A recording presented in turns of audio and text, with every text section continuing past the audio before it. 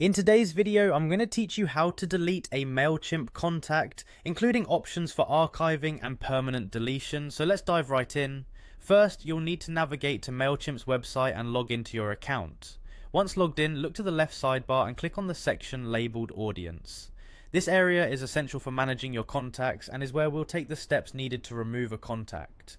If you have more than one audience within your Mailchimp account, you'll find a drop-down list in the audience section. Be sure you select the appropriate audience from that list. This ensures you're working with the correct group of contacts and avoids any accidental modifications to audiences you didn't intend to alter. Now let's go over the process of archiving a contact, which is a handy feature if you think you might want to restore this contact later on. To begin, locate the contact you wish to archive. You can do this by checking the box next to their name. Once you've selected the desired contact, you'll see an option to archive. Go ahead and click on this. At this point, as a safety measure, Mailchimp will ask you to type the word archive to confirm your action.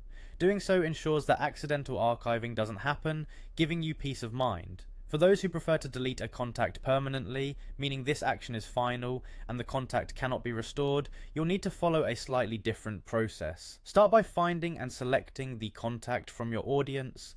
Once you've located the correct contact, click on their name to open their detailed profile page. On this profile page, direct your focus to the top right corner where you'll spot the Actions button, represented by 3 dots. Click on this button and a drop-down menu will appear. From here, choose the option that says Permanently Delete. When you select this, Mailchimp will prompt you once more to confirm the deletion. It's important to acknowledge that this removal is irreversible, so take a moment to ensure this is the action you want to take.